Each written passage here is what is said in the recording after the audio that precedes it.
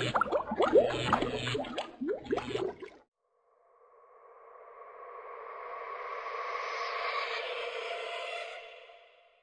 guys, Freaky Finance here. Last week we looked at H&R REIT, and this week we're gonna look at Albertsons. Albertsons fairly recently went public under the ticker ACI. Full disclosure, actually got filled just about $15 last week. To be clear, it actually filled me and then proceeded to go straight down another dollar. But there you go. So given it's the second largest grocery chain in the US, I'm going to assume many of you are familiar with Albertsons, but like me, maybe not totally aware of all the brands it holds under its umbrella. So you can see there's quite a lot of brands that Albertsons has. Safeway US, that was the merge that eventually actually added to quite a bit of debt in the past. You can see more than I was expecting, that's for sure. And they're spread out across the United States. They're West Coast heavy, quite a bit of exposure to Texas as well. Not too much to Florida. They recently sold quite a few of those. So fairly diversified. Like I said, it's the second biggest grocery chain next to Kroger's. That's not to say it's a close race between Kroger's and Albertsons.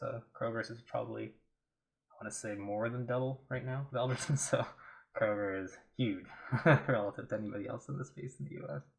I also want to point out that their history, it goes back a long ways. So their timeline starts all the way back in 1860s. So I mean, it's been around. This kind of old school reminds me of the Walgreens one that I did about 3 weeks ago. I mean, technically it predates Walgreens too, because Walgreens was 1902 when we were looking at it, 1901. So yeah, it got a lot of history. Thought some of it was kind of interesting. Really, it just means to me that it's been around for a while and knows how to operate, or it should. So the price chart, like I said, it's a recent IPO. It was actually going, they were going to say it was going to open between 18 and 20. And when it went to market at 16. And then that day, June 26th, it proceeded to pretty much close near the end. So 1540, and then it slowly kind of hovered a bit, and then it broke, and that's where I got filled, and then it proceeded to go all the way down for a week, and then now we're starting to be an uptrend. So like I said, full disclosure, this is where I got in, 1506. So it closed at 1537, so technically I'm up, but yeah, so it's not exactly a great start for an IPO. I mean, that's why I'm interested in it. When I saw they were thinking about, let's say at 18 to 20, and then it started printing at 16 and going down to 15, I was like, oh, this could be an opportunity here. So I took it, and I'm going to get into more details about why I took it, not just because of the price action, but you never really know with these IPOs what they're going to do. So I took a stab at 15. I mean, if something was crazy and say it went down to 10, I'm going to just, based on the information I'm going to present today, I'm probably going to buy more. So when I went through the prospectus, I just wanted to show, because this got a little bit of attention, the selling stockholders are selling all of the shares of common stock in the sovereign, and Albertsons is not going to receive any proceeds from the sale of business. I read another article, I want to say a week ago, and it was suggesting that they're going to pay down the debt with the proceeds from the IPO, but no. The money's not going to Albertsons, it's going to its private equity holders that are trying to, it's like their exit strategy, right? They're going to dump it on the market. I think that's part of the reason why the IPO hasn't gone as planned. Well, I mean, technically listed, so it's okay, but I mean, it's not the IPO action you want, right? You don't want the IPO to continue weakness after the fact. So yeah, I think it's a partial exit strategy for some long-term private capital that's been stuck in the company for a long time. And I think that's the key reason why there wasn't a lot of support of this IPO right out the gate. I just want to point out too that you can see the dividend policy right there. And not a big deal, but it is 40 cents annually per share. So 40 cents on, say, $15 is about 2.6%. Yeah, 2.6%. So it's a low yield, but it's something. So here you can see Albertsons ACI revenue, the data from the prospectus. And we can see a trend over the last 3 years. It has been growing, albeit fairly slowly. And I also want to point out its sales mix is fairly steady. Like non-perishables and perishables are almost 85% of the total offering sales mix. It's specifically, or mainly rather, a grocery play with a little pharmacy kicker, and there is some fuel exposure. My takeaway from this is that the product offerings should be COVID resistant, and that's kind of the mainstream thought, right? Should it be resilient in a COVID world? Fuel demand may decrease, but food due to restaurant capacity limits will facilitate continued demand shift. So I think that the demand will be resilient. Obviously, that's probably played out already, right? We've seen this in the Kroger's latest earnings, and a lot of the talk with the supermarket chains, like they're beating on their revenue, albeit they're having more costs to do with COVID, right? With the plexiglass and temporarily paying their employees more. So giving grocery sales 85% follows 85% of sales are sticky, or at least that's my interpretation. And pharmacy is also likely sticky. And therefore, I'm thinking 93% of sales won't be impacted by COVID, and perhaps they even accelerate into COVID as restaurant demand continues to decline. And I don't think it will be a snapback to 100% restaurants no matter what.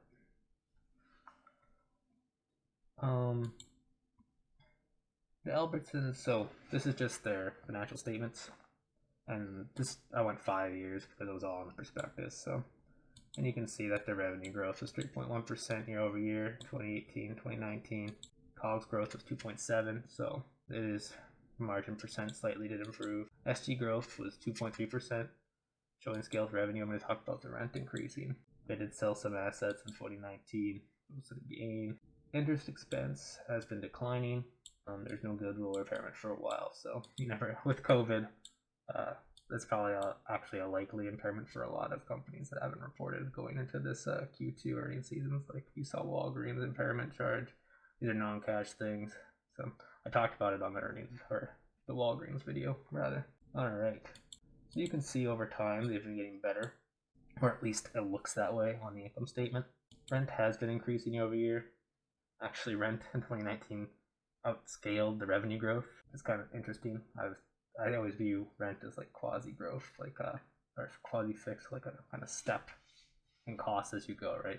So you acquire a new property, you have this much extra cost, and then you slowly get sales in that property and it ramps up, right?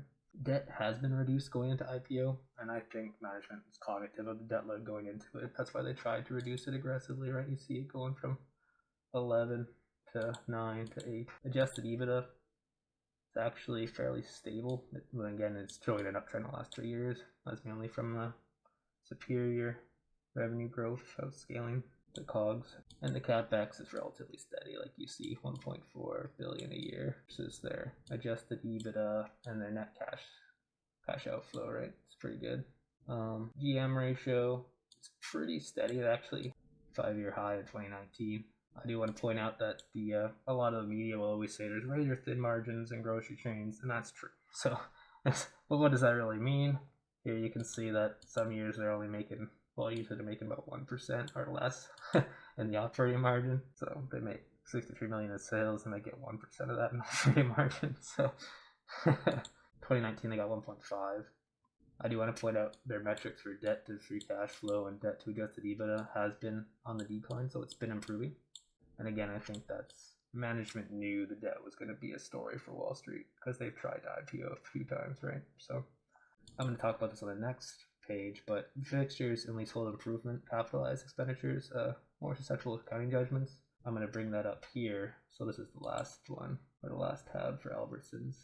This basically just looked at cash flow, debt, and their hard assets behind it. So their long-term debt is fairly well staggered. I mean, the next big one is 2024, and even after that, it's fairly staggered. So solid maturity schedule, and given adjusted free cash flow has been averaging about 1.34 billion a year pre-COVID, it should be easily able to finance the debt as it comes due.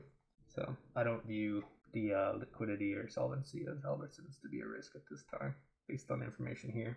Its hard assets are interesting, so I flagged this because what I see here is leasehold and fixtures improvement went up quite a bit. So whenever you see land, this is the gain, right? The land and buildings that they sold, that's what they booked the gain in 2019. because it was more than their net book value. But you can see here that leasehold improvements and fixtures went up. And whenever I see that going into an IPO, I'm always like, okay, what exactly did they capitalize here? Because I always view this asset as like you have to keep track of it. Obviously, an auditor's ask you have to show them what it is, but you can still have a bit of judgment on what you call a capitalized asset for furniture and fixtures and leasehold improvements. So I don't like that because maybe half of that, well, I don't know, but maybe half of it could have been actually an expense, right? And they just classifies it as capitalization, which is probably okay going into an IPO where you're trying to get a multiple on earnings, right? I mean, from an accounting point of view, I always view it as a little bit dicey. So I wanted to mention that. I did notice that the likely reflection of capitalized expenses for increasing amount of stores paying rent, that would fit the narrative because I noticed the rent was increasing year over year. That comment just fits the narrative that as the amount of capitalized expenses is higher because they needed to furnish and improve on the land that they have under lease instead of actually owning it. So maybe that's why they allocated more capital to the furnitures and fixtures and leasehold improvements. So the overall takeaway from this, I'm going to start with the pros first. So it's relatively cheap.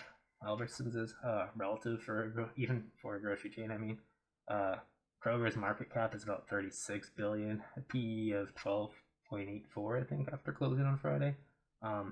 Albertsons market cap, or on the equity side, is 7.2 billion, and a PE of 8.9 at 15. Now Kroger's is the largest by a fair amount, like I mentioned. I mean, their last quarter, I think they did more than 40 billion. Albertsons did, 62 billion in 2019 annual. So Kroger's doing 40 billion a quarter. You got Albertsons doing 62 a year. So we'll see what the next quarters bring for Albertson with COVID. It'll be an interesting story there. Second pro brings me into COVID. I believe it's COVID safe, or its operations will be resilient, and that's important going into this. Like when I see cheaper things, I always gotta wonder, is it cheap for a reason? So that's why I looked at the debt maturity to make sure it would be solid, and that's the other pro. So maturity schedule is solid. Debt principal amount is well staggered with nothing immediate that the cash flow can't handle. So I view the liquidity risk as low. The fourth pro is kind of tacking onto the COVID safe pro. 85% of sales are grocery related, and it has been for some time, so it's steady and a predictable sales mix. Fifth one, management appears aware that Wall Street thinks its debt is too high, and it has materially reduced its debt in the past 3 years. The free cash flow should allow them the flexibility to continue this trend, but you never know what they're going to do. Maybe they aggressively take over another company. You never know, right? Company has been growing, so this is a 0.6 and showing scale pre-COVID. The operating margin has been improving over the last 3 years, showing execution of the business model. And that's what it looks like on the income statement for the last 3 years. And that's what you want going into IPO. I'm sure they talked to some consultants and they were like, all right, you need 3 year history. Make sure it's going up each of these 3 years. And then IPO. So the cons here. Higher SGA costs for COVID risk management. Like I said, you're going to have cleaning, plexiglass, staffing, quite a lot of extra expenses for COVID. So the expected revenue growth may not make its way to the bottom line at the same operating margin rate anyway. While revenue might scale, I think the operating margin is going to be a little bit hampered down. And some of those might be upfront costs, but some of them I think are going to be here to stay. The IPO, the second con, the IPO is effectively an exit strategy for Albertsons private capital. And private capital, I didn't talk about too much on this video, but it's an issue with Albertson because there's a lot of private capital that's tied into this company that wants out. And the IPO is an exit strategy for them. And given the private capital still owns a large percent of Albertsons, this intention to get out will be a headwind. It's hard to quantify this headwind, but I imagine over time they're going to continue to sell out of the company. Debt is still slightly elevated, though I find it funny no one brings up Kroger's debt level. I mean, it's technically higher than Albertsons, but it's a lot bigger than Albertsons. But Albertsons getting picked apart on their $9 billion debt, or 8.3 or whatever it was. So, I mean, the reason why they focus on it is because the margins are so low that the interest expense can be relatively high, right, and to wipe out most of the profits. It has been getting better. It is a con, and that's probably why the stock is cheaper, and that's why it's giving me an opportunity to get in. I think they will. They're aware of this, and I think as to maximize shareholder value, they should reduce their debt with their free cash flow, and they do have strong free cash flow, so I would expect the debt to go down. I hope. And that's the catalyst for the PE ratio to expand a little, even if it goes from its 8.2 or 8.9 to, say, even Kroger's level at 12. Yeah, I mean, you're getting a decent return just right there, right? So to conclude, I'm thinking the market's focus on $8 to $9 billion in debt has led to a bit of a value play. I believe Albertsons will make it out of COVID and perhaps may even benefit during the continued pandemic. Given the pros and cons I just went through, I feel at $50 I'm getting a decent risk-reward trade-off. However, given it just IPO'd into a pandemic, anything could happen. It's not as good as that Walgreens fill that I got after the earnings miss last week, but I think in the long run, Albertsons is going to generate a decent return. And it's a solid place to put my money during this time. Crazy time. Anyway, I'd love to hear your thoughts about Albertsons. They do own a lot more grocery chains or supermarket chains than I thought going into this dive. So hopefully you guys learned something too. Take care. Have a great weekend. It's July 18th, so stay safe out there.